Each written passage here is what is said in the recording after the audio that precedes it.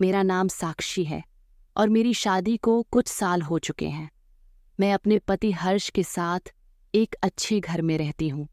हमारे घर में सुख सुविधाओं की कोई कमी नहीं है, क्योंकि घर का हर काम करने के लिए हमारे पास एक नौकर है जिसका नाम उमेश है। वह सुबह से रात तक बड़े मन लगाकर सब काम करता है। उसकी वजह से मुझे कभी किसी काम की चिंता नहीं करनी पड़ती। हर्ष दफ्तर में व्यस्त रहते हैं और मैं दिन भर घर पर होती हूँ। इसी कारण कई बार मुझे अकेलापन महसूस होता है। उस अकेलेपन को मिटाने के लिए मैं अक्सर उमेश को बुला लेती हूँ और उससे बातें करती हूँ।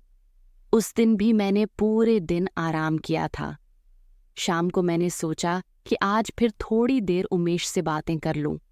मैंने उसे आवाज़ दी और कहा कि 2 कप चाय लेकर आओ। थोड़ी देर बाद वह चाय बनाकर मेरे पास आया। मैंने कहा, आओ, पास वाली कुर्सी पर बैठो। लेकिन हमेशा की तरह वह ज़मीन पर बैठ गया। उसकी यह आदत मुझे समझ नहीं आती थी।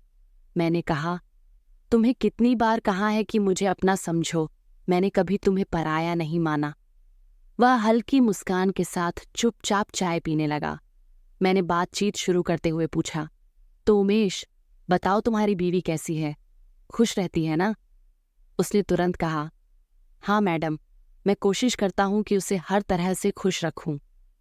यह सुनकर मुझे भी खुशी हुई और मैंने कहा, अच्छा है, कोई तो खुश है। उसने मेरी तरफ देखते हुए कहा, क्या बात है मैडम, आपको देखकर लग रहा है कि आप खुश नहीं हैं।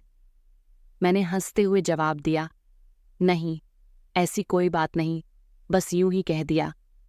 लेकिन मेरे मन में यह ख्याल बार बार उठ रहा था कि हर्ष अब मुझे उतना समय नहीं देते। असल में हर्ष ऑफिस के काम में इतने व्यस्त रहते हैं कि घर आने के बाद भी बहुत थक जाते हैं। पहले जैसे वह मुझसे बातें करते थे, हंसते थे या प्यार से देखते थे, अब वैसा नहीं होता। मैं अक्सर इस कमी को महसूस करती हूँ और शायद यही वजह है कि मैं कभी कभी उमेश से बातें करने लगती हूँ। उमेश ने देखा कि मैं कहीं खोई हुई हूँ तो उसने पूछा, क्या हुआ मैडम, कुछ सोच रही हैं? मैंने तुरंत कहा, नहीं, कुछ खास नहीं। फिर वह बोला, ठीक है मैडम, अब शाम हो रही है, मैं खाना बनाने की तैयारी करता हूँ। इतना कहकर वह चला गया। उसके जाते ही मैं सोचने लगी कि उसकी पत्नी कितनी भाग्यशाली होगी। उसे ऐसा पति मिला है जो उसकी हर ज़रूरत का ख्याल रखता है। और मेरा पति तो बस काम और जिम्मेदारियों में उलझा रहता है।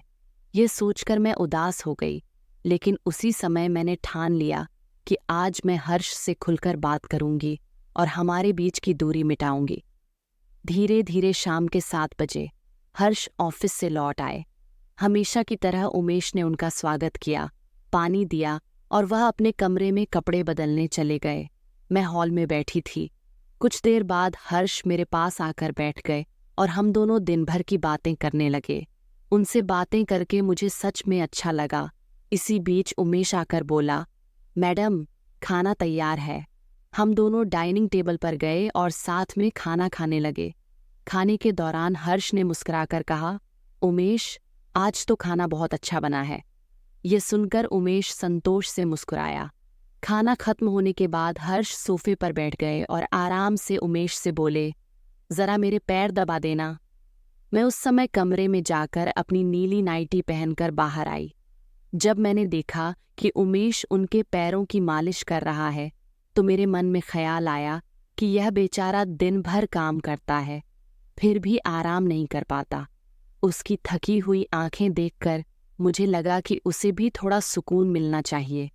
मैं हर्ष के पास गई और बोली, अब चलो कमरे में सो जाओ, उमेश भी थक गया होगा। लेकिन हर्ष ने कहा, नहीं, अभी मेरे पैर दबने दो। मैं थोड़ी नाराज हुई और उठते उठते उमेश से कह दिया, तुम मेरे कमरे में आना, मुझे तुमसे कुछ काम है। ये सुनकर उमेश उठने ही वाला था कि तभी हर्ष ने गुस्से में कहा, रुको यहीं, मैं जा रहा हूँ, तुम जाकर सो जाओ। उमेश चुपचाप वहां से चला गया और अपने कमरे की ओर बढ़ गया। हर्ष मेरे पीछे पीछे कमरे में आए और कुछ देर तक चुपचाप मुझे देखते रहे। फिर उन्होंने गंभीर स्वर में पूछा, तुम उसे कमरे में क्यों बुला रही थी? क्या करवाना था उससे? मैं चौंक गई और थोड़ी देर चुप रहकर बोली, तुम्हें तो पता है वह दिन भर काम करता है और बहुत थका हुआ लगता है। मुझे बस लगा कि उसकी भी देखभाल करनी चाहिए। हर्ष ने गहरी सांस ली और बोले, तुम्हें उसकी इतनी चिंता है? मैंने उनकी आंखों में देखते हुए कहा, हाँ हर्ष, वह भी इंसान है। सुबह से लेकर रात तक हमारी सेवा करता है, तो क्या हमें उसकी थकान की परवाह नहीं करनी चाहिए? हर्ष कुछ पल चुप रहे और फिर धीरे से बोले, हाँ, तुम सही कह रही हो। मैंने उनके हाथ पकड़कर कहा, लेकिन एक बात और है, क्या तुमने नोटिस किया है कि हम कब से एक दूसरे के साथ वक्त नहीं बिता रहे? काम की वजह से तुम मुझसे दूर होते जा रहे हो। मैं चाहती हूं कि हम फिर से पहले जैसे करीब आएं। हर्ष हल्का सा मुस्कुराए और बोले, मेरा मूड नहीं है अभी, साक्षी, सो जाओ। मैं निराश होकर बोली, ठीक है, अगर तुम्हें मेरी परवाह नहीं है तो रहने दो, मैं उमेश को बुला लेती हूँ। मेरी यह बात सुनकर हर्ष अचानक मेरी ओर देखे और उनकी आंखों का भाव बदल गया। उन्होंने मुस्कुराते हुए कहा, अरे नहीं, उसे क्यों परेशान कर रही हो? मैं ही हूं तुम्हारे पास। इतना कहते ही उन्होंने मुझे अपने करीब खींच लिया। उसके बाद हमने देर रात तक बातें की। कई दिनों से जो दूरी और शिकायतें हमारे बीच थीं, वे धीरे धीरे खत्म होने लगीं। हमारे रिश्ते में फिर से वही अपनापन और गर्माहट लौट आई। मुझे लगा जैसे हमारे बीच एक नई शुरुआत हो रही है। उस रात का हर पल हमें और करीब ले आया और हमने एक दूसरे को फिर से वैसे ही महसूस किया जैसे शादी के शुरुआती दिनों में करते थे। तो दोस्तों, यह थी पति पत्नी के रिश्ते में समझ और भावनाओं की कहानी। अगर आपको यह कहानी अच्छी लगी हो तो अनवी टॉक्स को सब्सक्राइब करना न भूलें और कमेंट करके अपने विचार हमसे ज़रूर साझा करें।